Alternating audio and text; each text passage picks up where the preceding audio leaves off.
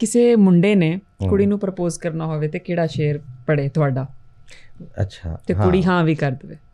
ਤੱਕਣਾ ਹੈ ਬੜਿਆਂ ਚਾਵਾਂ ਨਾਲ, ਹਾਏ ਹਾਏ, ਤੱਕਣਾ ਹੈ ਬੜਿਆਂ ਚਾਵਾਂ ਨਾਲ, ਜੇ ਆਖੇ ਤੇ ਆਵਾਂ ਨਾਲ, ਓਏ ਹੋਏ ਵਾਹ, ਜਦ ਤੱਕ ਹੈ ਨੇ ਬਾਹਾਂ ਨਾਲ, ਲੜਦਾ ਰਾਂਗਾ ਸਾਵਾਂ ਨਾਲ। ਵਾਹ ਵਾਹ, ਇਹ ਮੰਜ਼ਿਲ ਕੋਈ ਸੌਖੀ ਨਹੀਂ, ਇਹ ਮੰਜ਼ਿਲ ਕੋਈ ਸੌਖੀ ਨਹੀਂ, ਇਹ ਮੰਜ਼ਿਲ ਕੋਈ ਸੌਖੀ ਨਹੀਂ, ਮਿੱਟੀ ਹੋ ਗਿਆ ਰਾਵਾਂ ਨਾਲ। ਵਾਹ ਵਾਹ ਵਾਹ, ਸੂਰਜ ਸਿਰ ਤੇ ਜਰਿਆ ਏ, ਸੂਰਜ ਸਿਰ ਤੇ ਜਰਿਆ ਏ, ਤਾਂ ਟੁਰੀਆਂ ਨੇ ਛਾਵਾਂ ਨਾਲ। ਵਾਹ ਵਾਹ ਵਾਹ, ਔਰ ਪੁੱਛਣਾ ਹੈ ਇਸ਼ਕ ਫਕੀਰੀ ਕੀ ਹੈ, ਪੁੱਛਣਾ ਹੈ ਇਸ਼ਕ, ਪੁੱਛਣਾ ਹੈ ਇਸ਼ਕ ਫਕੀਰੀ ਕੀ ਹੈ, ਡੁੱਬਦੀ ਬੇੜੀ ਲਾਵਾਂ ਨਾਲ। ਵਾਹ, ਪੁੱਛਣਾ ਹੈ ਇਸ਼ਕ ਫਕੀਰੀ ਕੀ ਹੈ, ਡੁੱਬਦੀ ਬੇੜੀ ਲਾਵਾਂ ਨਾਲ, ਤੇ ਸੁੱਖ ਸੁਨੇੜਾ ਉਸ ਨਹੀਂ ਕੱਲਿਆ, ਜੋਸ਼ਾ ਲੜਨਾ ਕਾਵਾਂ ਨਾਲ।